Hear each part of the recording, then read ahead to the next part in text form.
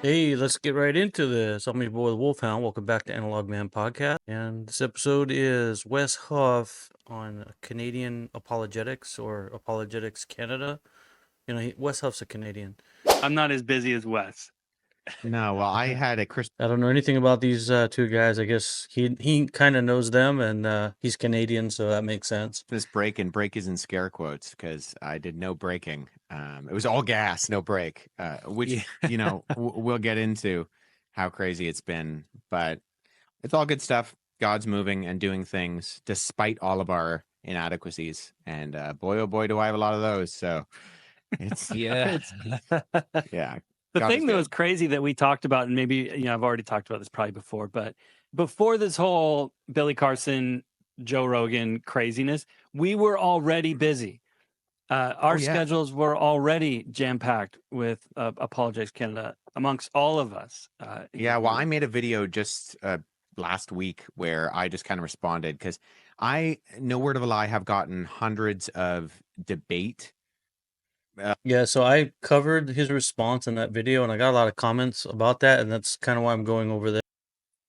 Wes Huff is, basically letting people know he's busy. He's involved in a lot of things, and apparently, from some of the comments I read on my channel, folks are saying that makes him a charlatan, and that if he has time for other things, he should have time to debate. I don't know who he's trying to debate. I was more focused on kind of like the pseudoscience Billy Carson thing. As far as Christian apologetics and actual Christian scholars or other biblical scholars, I'm not really familiar with it. So I'm just listening to what he has to say and trying to learn from what he has to say, as well as the comments that I'm getting. Folks have different opinions, and I appreciate them all. So keep them coming. Offers. People want to debate me for all sorts of different reasons. And I just put out a video that said, like, hey, my schedule is full for 2025 in the summer of 2024. Yeah. Like, we already had things on the books. I was traveling. I was going to be speaking at various places. We're, going to be traveling for the next episodes of Can I Trust the Bible? Like, we were busy. And so this kind of curveball is just So just imagine an already busy schedule, and Wes is needing to actually try to fit this into that madness. So some people are saying like Wes is just doing this for fame and stuff, but if you watch his channel, he doesn't really focus on being a YouTuber, so to speak. He's just relaying what he works on academically, and his website's built on that. And then the YouTube is just him trying to maybe make people aware of his studies. So I don't really see him as a YouTube, and definitely not a debater. By the way, we should say that, as Wes mentioned, for those of you that have seen Can I Trust the Bible, we are going to be off to film new episodes of that. So make sure that you subscribe to our social media, and because we're going to be doing something fun this year as we film what we've never done before. We're going to be bringing along a person just to film behind the scenes, and we'll be posting that up on social media so that people can actually follow along with us on the project. So that will be very cool. I think you'll really enjoy it. So again, this is the AC podcast. Again, I'm not familiar with them. Maybe I'll check them out, but I normally don't watch Canadians. Now, at this point, I think we would be remiss if we didn't cover this, because just recently, over the Christmas break, Wes, you flew down to Texas. I mean, Andy already kind of mentioned it in passing. Well, as everybody knows, Wes was on the Joe Rogan Experience podcast, which we're going to be talking about now, and looking forward to unpacking the behind the scenes with Wes. But to get the full Rogan experience and the behind the scenes, you need to just appreciate how this all came about. So we knew that there was the potential that Wes could get invited onto Rogan. Joe Rogan actually started following Wes. That was an indication that, hey, this could be a thing. And, shout out to all those people that were posting online saying, hey, bring Wes on to the show. But what I just find comical is it's Christmas Eve. Okay. It's Christmas Eve. And I get a text from Wes that is a message from Joe Rogan. And what does the message say, Wes? Oh, it was very informal. Hey, bro, love your stuff. Saw the debate. Doing good things. That just like as informal and just like grassroots as you could possibly think, which is funny for the biggest podcast in the world. From like the invitation to even Joe's studio, it is relatively muted. Like it's not a production. You can tell this is a passion of his, but it's definitely like a side project in terms of all the things he's got going on. And I think he said this in his podcast before, like he records when he wants to record, and he, doesn't sweat it if he doesn't record a podcast for a couple of days in a week or whatever. So, but it was pretty informal in terms, it was an Instagram DM that he sent me, and it was pretty informal. And I was just kind of shocked on Christmas Eve. I'm like this guy's working on Christmas Eve, I guess, and throws out this invite to you. Wes calls me up and he's like, I'm not sure if I should take this thing. I don't know if we should do this, man. Like he wants to do it in a couple of days, and you're like, this is like your chance to take some break in the midst of all the chaos that's going on. And I was like, Wes, man, you gotta say yes to this. And to be honest, I wanted to go with Wes on the podcast because everybody is asking, was I there? And was I like the one that take the picture? No, I wasn't. Because it's interesting. They only allow one person really to. Yeah. I mean, if Joe Rogan calls you, you probably stop what you're doing to get whatever message or, whatever, industry you're in to get the coverage. The largest podcast in the world. Go. They don't want other people coming along. Yeah, which you can see if with the notoriety that Joe Rogan has, he doesn't want an entourage showing up with his guests. So what they sent me was definitely pretty clear in saying, you're the one who's invited. If you have to bring someone else, here's the procedure that's going to happen, but we would prefer that it's just you that comes. And I get it. Yeah, I didn't want Andy there either, right? So, no, I joke. That's a dirty lie. His boy tried to get in. Now, there's also just like a lot of secrecy to it. They don't really want people to know where the podcast happens, and they kind of keep it under wraps. Yeah, and you won't. So we're not going to tell you. People where. But Wes, give us a bit of behind the scenes, because I'm sure people are wondering, like, because I mean, it's a dream for you to get to go on like a podcast like this. Incredible opportunity. What's it like behind the scenes, man? Yeah, just the potential of this 6 months ago. Well, I was telling people, people around me would joke, when you're going to go on Rogan, and I would always tell them something to the effect of, I have a better chance of getting in contact with Donald Trump than I do with Joe Rogan, because it seemed like that at face value. And then with the Billy Carson thing and the traction that it was getting, which was just mind-blowing, and I think is a testament to what God... And if you haven't seen that, Billy Carson just got smoked. I have a previous video if you check it out. Oh, it's on the internet too. God is doing. I could not have orchestrated any of this. We as a team could not have orchestrated any of this. He's placed the markers and connected the dots. And so it's all just been very, in some ways, it just seems like a blur. The time leading up to when I flew down to Austin and like the moments before heading over to Joe Rogan's studio just felt like the time was dragging. Like it was just taking so long. And then it happened and it was a blur. And I almost feel like I don't even know what's happened since then. I haven't checked the video yet, but I remember I watched the first 12 hours, already had like 1 million views. I mean, I think we can say because this podcast will come out. And I tried to cover the whole thing. I did a 3-hour reaction, and I got it all. Well, I'll talk to you about that at the end of this. Out by then, but even yesterday I was down in Florida just for the day, less than 24 hours in Florida for the Patrick Bet David podcast. So it's like things are happening and it's crazy. Oh, I didn't know he was on PBD. I got to check that out. And it's humbling, and it's definitely a God thing that all of this is taking place. Give us a bit of an idea of what it's behind the scenes when you go onto the Joe Rogan podcast. I mean, you get there, and it was funny when I walked in. There are all these pretty big guys, 6 foot plus, and they're pretty ripped. Everybody looks like an MMA fighter. And I realized afterwards, oh, that's probably his security. Like when I was there, I was like, wow, it's pretty cool. Like all these, clearly Rogan likes to be around pretty big guys. And afterwards I realized, oh, no, Wes, you idiot. That's his security detail. That's like all the guys that are making sure, I don't know, that no one is intruding or breaking in or whatever. But he has this really cool open room where he's got all this stuff, samurai armor from the 17th century, and all these crazy photos on the wall that have been signed by people and stuff like that. There's a bookshelf that I'm sure is just full of books that his guests has given him that they wrote. Joe wasn't there when I got there, and so I just hung out for a little bit with the people who were there. His producer Jamie was there, and so we're just hanging out, and then Joe shows up, shakes my hand, and then we're in the studio pretty quickly after that. And once again, like, for the fact Jamie, the hardest job in the world. He's got to know everything on the internet on demand and bring it up. Wes actually took him to task. He had him looking up all stuff and even his infographics, which were funny. He's like, doing a little self-promotion there. that it is Joe Rogan, everything's pretty subtle.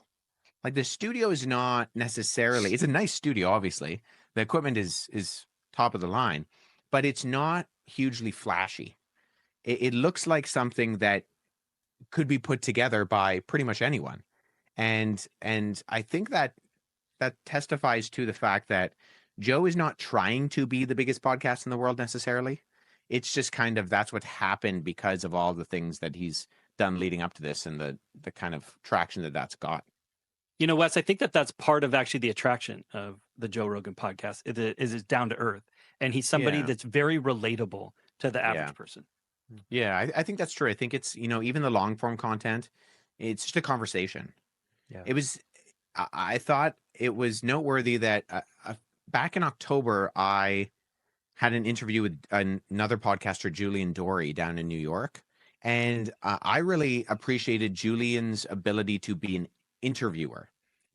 Julian, I'm not a huge fan of him, but the podcast with Julian and Wes Huff was actually pretty good. Julian was very good at countering or at least pushing Wes Huff on a lot of his ideas, a lot of his thought processes, and he was actually quite knowledgeable on this specific area, which I didn't know that about Julian Dorian. For me, some of the stuff with the military coverage with him kind of turns me off, but some people really like him. That's just my opinion. Julian is clearly very skilled at asking questions and getting into the nitty-gritty of a topic. And not that Joe is not a good interviewer, but he's just such a different interviewer, and that he's a conversationalist. So the conversation is kind of meandering all over the place. We talked about ancient languages. We also talked about athletics and the pyramids and, just all sorts of stuff alongside the whole Billy Carson debacle and the Bible.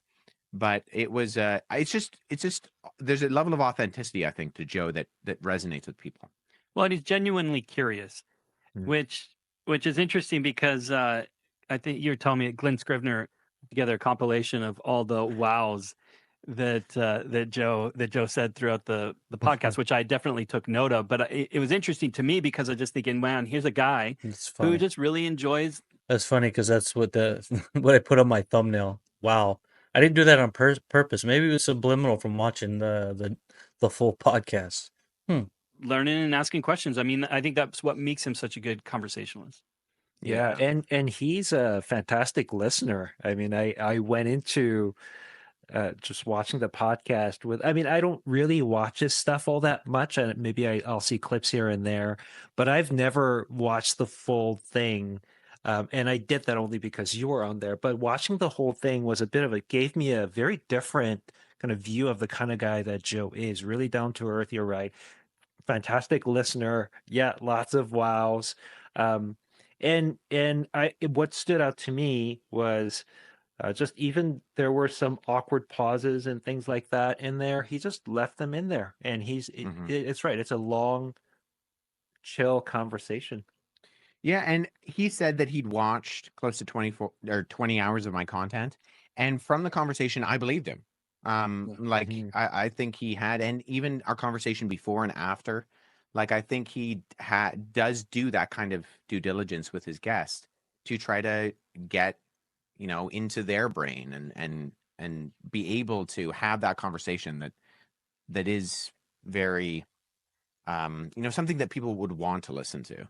Wes, I gotta say, man, at Yeah, it's like a personal conversation. what there's a part that just makes me laugh about all this, because when we created Can I Trust the Bible, I never thought in a million years that Joe Rogan would watch that, which Okay, I haven't watched Can I Trust the Bible? I did see Wes Huff has that as one of his videos. Maybe I'll go watch that after this. he says on the podcast that he watched both episodes of Yeah. Can I Trust the Bible, and that hundreds of thousands of people now have watched and are See, I got into Wes Huff because I like archaeology and anthropology, and Wes was speaking, to those specifics when it came to the history and the authenticity of the Bible. I'm Christian too, so I was interested in his perspective on that as well. So yeah, then what's Joe Rogan's reaction going to be? Because he's had different opinions, and then the Billy Carson thing with the archaeology that was mostly based in science fiction, and there's a lot of that goes around, and I like to see when that confronts like academics. So that's what I'm covering here. But the Joe Rogan spinoff was kind of unexpected. are watching, and we've also heard of churches across the United States and Canada and in schools. We already knew about a lot of them that were already using that series, but now it's exploded. It's pretty humbling, man. Can I trust the? Yeah. A lot of people are they keep telling me to be humble and make sure that this isn't going to my head. If I'm totally honest, that's not the worry I have for myself. I feel woefully inadequate with all of this. Like, if anything, I feel the weight of something like the audience. And I during the course of the conversation, I was on the plane when the podcast dropped yesterday, and so I got internet on the plane just so I could download the episode and listen to it. So I listened to it on 2 times speed on my flight going down to Florida, and then I listened to it just normal speed coming back. And I misspoke. There were a few times where I mixed up words or and I think most of those are understandable ones. They're very obvious ones. But just feeling the weight of the audience, and even seeing some of the comments online about Wes said the Pantheon when he meant the Parthenon. And it's like, yeah, I did. That's my bad. And the expectation, Steve and I were talking about this a little bit earlier, just off camera. The expectation of perfection, it's like it's a 3-hour conversation. Crushing. Yeah, and I'm pulling dates and numbers and people off the top of my head. In fact, I think I said this to you, Andy. I over prepared like crazy for this thing because I wanted to make sure that I knew or had some sort of game plan going in. And the things that I was preparing for, a lot of them, most of them, probably like 80% of them, we didn't even talk about in the podcast. I remember talking with you, and at one point just was like, Wes, just go onto the podcast and have a good time, man. Just enjoy that's the conversation. What ended up happening, right? Yeah, and I think it's a good reminder. Like, yes, you need to be prepared. You need to make sure that you're not. It's the opposite is a worse problem, right? Going into something and you're way under prepared is worse than going in way over prepared. But you were right, and it's a good reminder to me to just chill, because once the conversation just started, it was just natural, and I didn't, get to maybe talk about. Well, here's what I did. I combed through everything I could find on Joe Rogan over the last 3 years where he'd mentioned the Bible or Christianity. And then I mapped out a game plan as to how I would answer various questions. Was that overkill? Of course it was. And was it unnecessary? Potentially. But it was like I felt the weight going in, and I felt it afterwards that there are things that I said which weren't as clear as maybe they could have been, or things that were obvious missteps. But God is using me, Apologetics Canada, Can I Trust the Bible, despite all of our inadequacies. And I think that's my takeaway from this. Well, Wes, let me just say something about that, because I think there's actually probably people listening to this podcast that just needs to hear this, especially for somebody who's been a pastor for, pastoring for a long time. Something that we call preacher's remorse. And often happens after you give a talk or something where you just think about all the mistakes that you made, and you can be and are your own worst critic. where Right. you just can really learn to hate yourself if you're not careful. And I just want to encourage those listening, man, don't get into that mindset. You know, one of the things that I had to become okay with was an imperfect Andy and an imperfect sermon, and Wes, an imperfect podcast, and Mhm. that's okay. But let me just say this though to you, Wes, on behalf of many people, man, you did a great job. You did a great job on the podcast. Many people, myself included, so proud of you and the work that you're doing, and just the number of people that are hearing about Jesus through all of this. And that, man, I wish listeners, I wish we could just tell you and show you all of the people that have come to faith or back to the faith through this. It's been shocking in the stories that people send to us, honestly, shocking. Mhm. And so many people, myself included, proud of you and are thankful for the work that you have done and continue to do. And honestly, I'm looking forward to seeing how God continues to use this. We, Mm. you know, this is something that God has orchestrated, and I'm excited to see Mhm. where things go from here. Yeah, I mean, you're definitely your own worst critic. Twitter is also your worst critic, but you are a close second. Yeah. I mean, yeah, I gotta say, uh, throughout this whole season, ever since you debated Billy Carson and this whole thing broke out, in a sense, I've been a little bit worried for you because of all of the pressure that you're getting. So how are you coping with that? But also, how is your family doing through all this? Yeah. I mean, it was a pretty intense Christmas with just this and then other stuff that's been going on. You know, there are things that, you know, happen in our personal lives that we're not necessarily putting out into the world that also complicate things. I think it's been interesting with talking about everybody who's been challenging me to a debate, as if you can just drop everything that's going on with your life and be like, okay, I now go make content for you. Like, people online are not content robots. And it's so funny that you say like, hey, thanks so much. Unfortunately, my schedule is full, and everybody's like, you're a coward. You're scared of me. I'm like, I don't even know who you are. Yeah. But I think Steve, through all this, my encouragement and comfort has been related to what we said before, with the fact that I could not have planned this, and so God is clearly working somehow. And so there's an aspect of trusting and putting my hope in the Spirit who is leading these things. I could not have gotten myself on Joe Rogan. That's Mhm.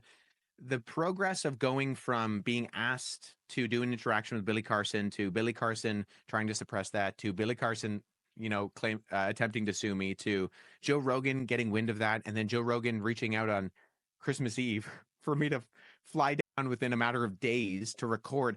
All of that is just too wild to either chalk up to chance Mhm. or for me to have ever orchestrated anything close to that. So I think Yeah. as overwhelming as this season is, and it definitely is, and it hasn't been easy necessarily on myself or my family. I think where the encouragement is that my wife and I keep talking about is we can lean on that the Spirit is doing something. And Yeah. the Spirit is doing something despite ourselves, like despite the inadequacies that I feel, despite the you know, mistakes that I made on when I was talking with Rogan, or with anything that I say on Patrick But David, like, or any future podcasts, right? Like, we can trust and put our hope in the fact that we are fallible, but God is infallible, and that God is doing something through this and through us. I want to speak to that, actually, this idea that God is doing something. And not only through this story, it seems as though there's something much bigger happening here. I don't know if you guys saw this. It was in the news that for a couple days, the Joe Rogan podcast was dethroned from the #1 podcast on Apple, at least, by a podcast by a Franciscan monk. The podcast is called A Rosary in a Year. And for a few days, it held the #1 spot, and it raised some interesting questions online. And a number of people are asking, is religion becoming mainstream? It was an interesting question about what is going on right now in our culture and people's openness to the gospel, and even just the number of people that we've received emails from that have come to faith recently. And now that happened, by the way, let me just say this. We were already talking about this as an organization. Like we said, we were busy before all this happened. We have been seeing for this last year many people come into faith before this whole Billy Carson thing happened. And so now it's just more. But it does make me, wonder, like, what is going on in this moment? I mean, I know we often call this a post-truth culture, but it seems as though, and especially as I was listening to the Rogan podcast and Joe himself, it actually looks like there's very much an interest in truth. Yeah, there is a lot of people are actually using the word revival. They're at least they're wondering, is there a revival afoot? Or at least maybe even a revival of truth to begin with, Steve, let alone this openness, though, to religion as a part of that. Well, and our, friend of the ministry, Justin Brierley, has been capitalizing on this in his surprising rebirth of belief in God content, in that we do have these individuals like Iron Hersey Ali or Russell Brand, or that we've talked about very recently. There's been a very interesting movement with people who, even if they're not, say, 100% on board, even with the Jordan Peterson types, where you're just seeing people move in a direction which is looking more and more emblematic of historical biblical Christianity, or at minimum, the Judeo-Christian worldview being put on kind of the front focus. And I think this is part of that. I really got a vibe off of Joe that, because we're on a first name basis now. Of course you are. off of Joe Rogan, that there was just a receptivity to a lot of the things that were going on.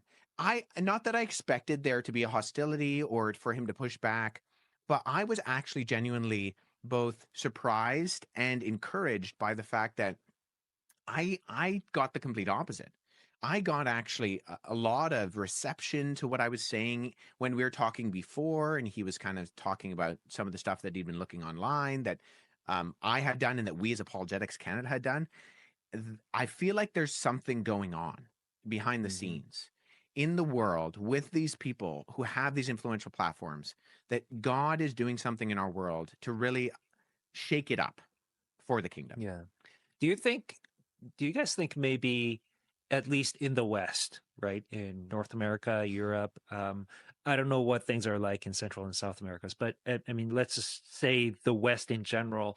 Do you think we've kind of tried post-truth? We've tried crass materialism and naturalism, this idea that this physical world is all there is, and then just kind of perhaps left disillusioned a little bit?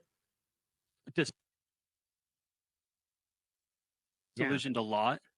Okay, there you go. Yeah, it's a pendulum so I'm not swing. the only one then. It's a pendulum swing. We've gone from this enlightenment that it was this strict commitment to physicalism that has now swung to this openness. But you have to appreciate, as you see in the podcast, it's an openness to anything. It's an openness to aliens. It's an openness to ancient cultures. It's an openness. Yeah. Now, I got to say, though, I would prefer the openness than the closed hard-heartedness of the physicalists. Yeah, there's this really great scene in C.S. Lewis's Screwtape Letters where the demon, who, if you don't know what the Screwtape Letters are, it's basically like a journal of a demon who's been consulting with his uncle. Wormwood is the name of the demon. His uncle is Screwtape, and that this demon is in charge of basically leading this person astray. And there's this scene that I think about quite a bit where Wormwood is standing at the edge of the bed of his human, and he's rehearsing how he's going to appear to him. And Screwtape shows up and basically says, "What are you doing?" And when Wormwood tells him, Screwtape says, "No, don't do that. Don't do that, because if you reveal yourself to him, you open him up to the supernatural. And if you can convince him that the supernatural doesn't exist, that it's just the physical world, it's just matter and motion, then you actually have a better chance of leading him astray. If you open him up to the spiritual world, to the metaphysical world, you're actually opening him up to leading him to a path where he could eventually admit that God exists, and that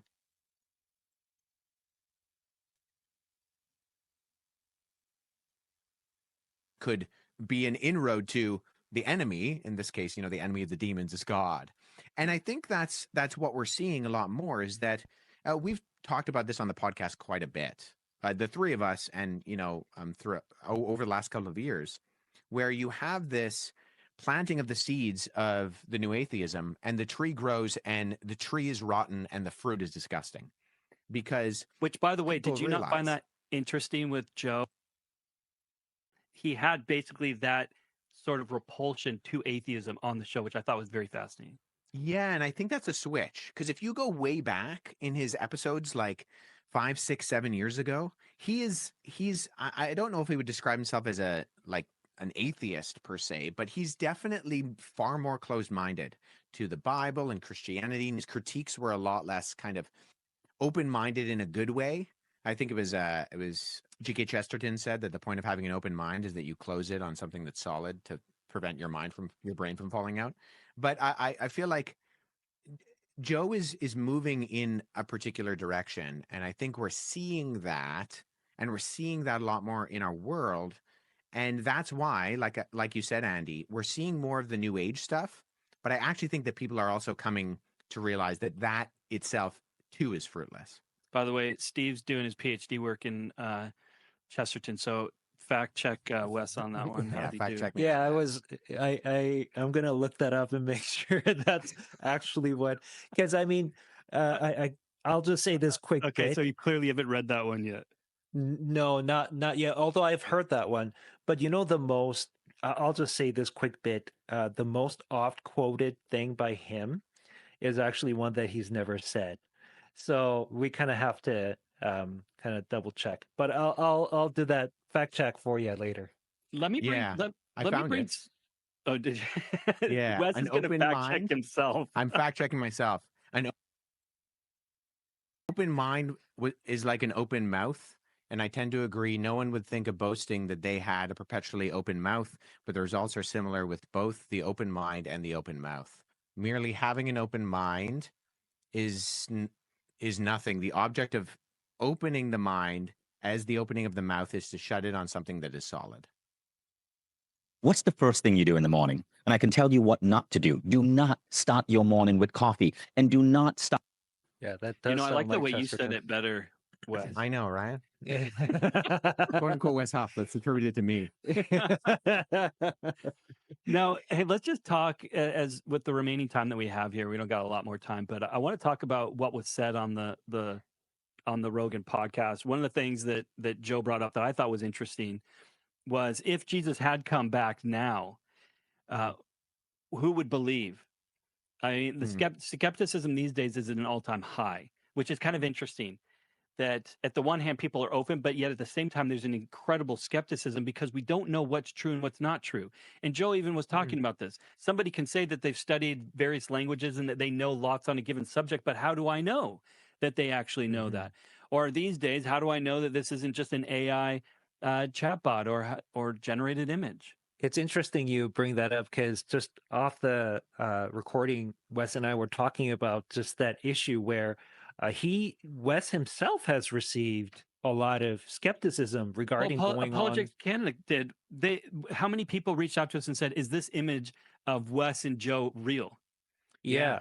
That's what I was telling Steve, is that I got people sending me images where they were like zooming in and circling the corners and saying like, "We know it's AI, bro. You're not fooling anyone." And I'm like, okay.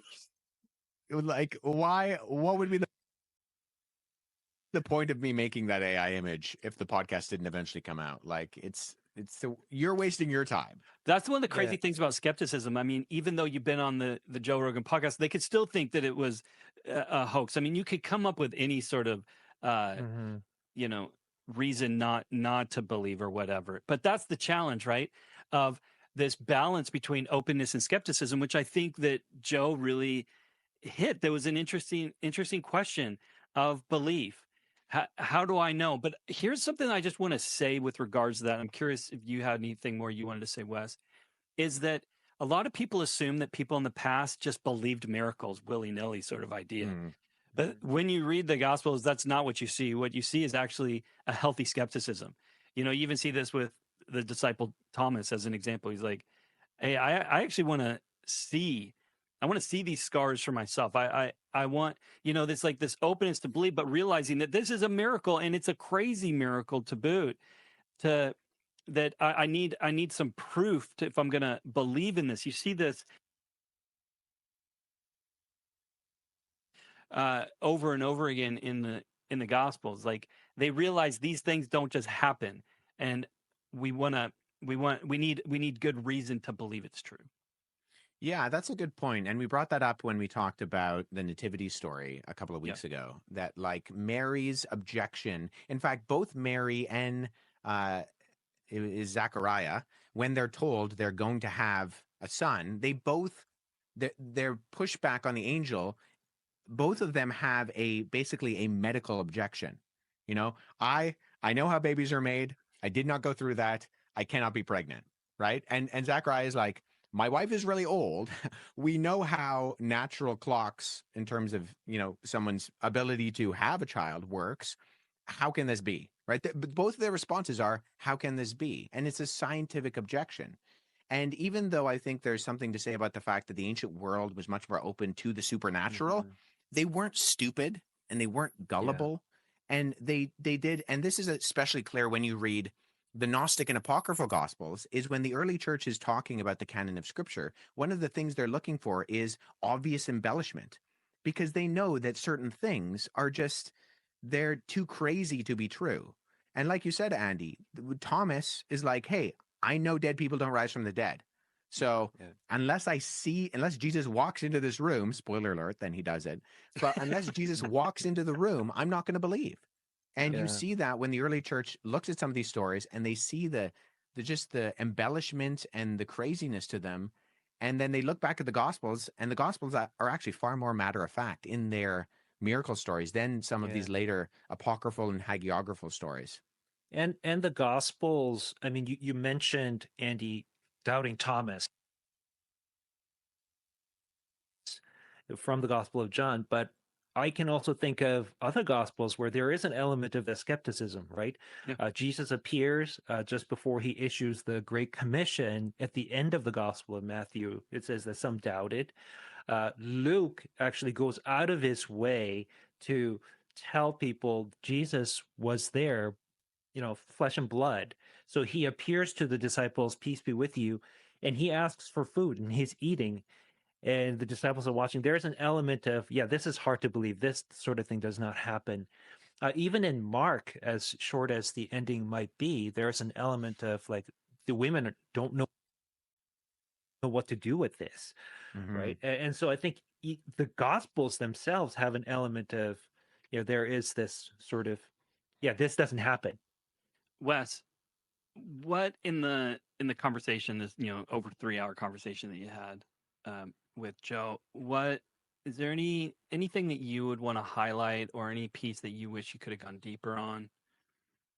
That's a good question. I don't know in particular. I mean, I think there are some objections that Joe has made in the past that I would have liked to talk about, but in the grand scheme of things, I'm actually pretty happy with the course of the conversation. I know that you told me that you'd noticed towards the end of the conversation, wow, we've been talking on all sorts of things, but we haven't actually got to Jesus, sort of thing. So you did steer the conversation in that direction and ask Joe, what do you think about Jesus?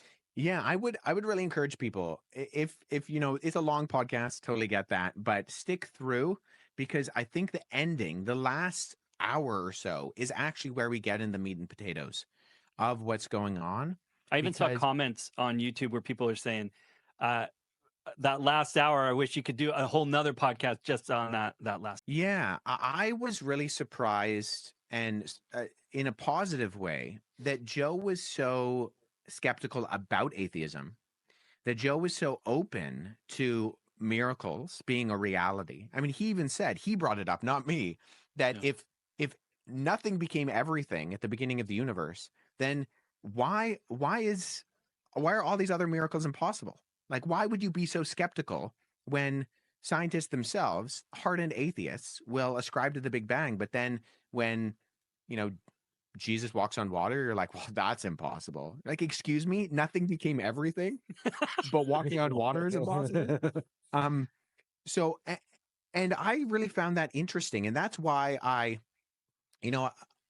as I told you when we were talking on the phone, Andy, I knew it was about 2.5 hours. I didn't know exactly when, but Joe had actually brought up the topic of the physical world not being all there is, and that atheists are probably missing the boat when they say, it's just matter in motion. It's just us. We're just meat bags running into other meat bags, and we're all waiting for the heat death of the universe anyways. He didn't say it like that. That's sort of me paraphrasing what he was saying.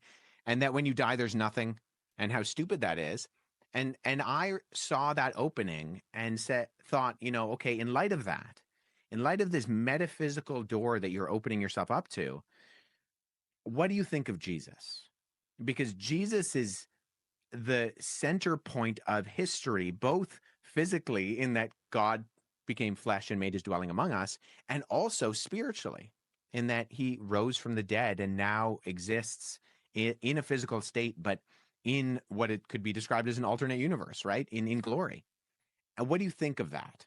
And I don't know if he was really expecting that question.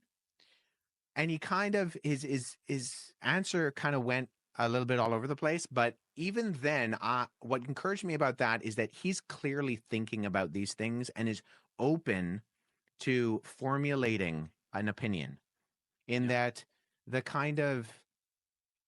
Did you also notice he had a high view of Christians and Christians in his life? Yeah, definitely.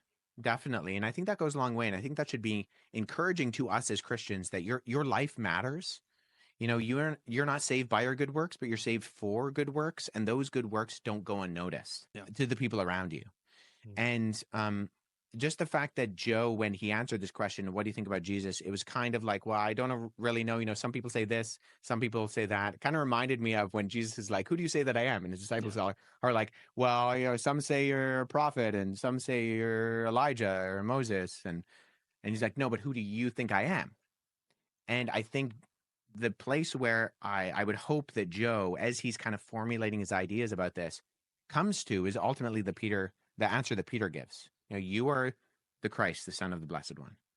And so I think that should be our prayer for people like Joe, and not just people like Joe, everybody in our lives. So if you haven't noticed by far, I lost my mic through this whole thing, and all my my commentary and audio just went to crap. Lesson learned. I'll fix it for the next one. Had a lot of cool things to say, but anyway, just enjoy the video. Appreciate if you guys like, share, and subscribe. I'm your boy, the Wolfhound. You know the drill. I'm still trying to figure all this out. I enjoy this anthropology, archaeology, religious debates. If you know of any of those, put some comments down there. I'll cover some more. Gonna check out his Patrick Bet David and some other topics like this. So I appreciate everybody comments. As always, it's one of those things, man. We don't always get it right the first time. I had a lot of things to say, little comments, but let's just listen to what Wes Huff has to say. He talked a lot more about his spirituality in this one compared to previous episodes. I like the archaeological and the scientific stuff, but I'm also a Christian, so I really enjoyed listening to what Wes Huff has to say. That's why I was kind of attracted to his stuff in the first place. So I've been getting a lot of comments about whether Wes is a charlatan or not, or if he was just doing this for his fame or stuff like that. I don't really think that's the case, but I don't know everything about the man. This is new, Canadian Apologetics and all that. I'll be checking some of the things that he mentioned in this podcast, but he had some good points on the Jordan Peterson thing, some good points about Joe Rogan, and overall just kind of these whole debates with folks like pseudoscientists like Billy Carson. So yeah, that's all I have. I'm sorry I couldn't get all the audio right. I didn't know that the volume didn't work because it worked in the first half until I went and started editing this video right now. So, I'm your boy, the Wolfhound. I'm still learning. This is Analog Man Podcast. We don't know all the details on the digital world and this AI world that we're in today. So again, if you could just do me a favor, and if you could like, share, and subscribe, and if you can come back, I appreciate it. I'm gonna have more content like this, and if you if you ever want to go live, if you ever want to talk, have a debate, send me a link, in your background, and maybe we can get the ball rolling. So as always, I'm your boy the Wolfhound, and I am. Let's wait for it. I'm out.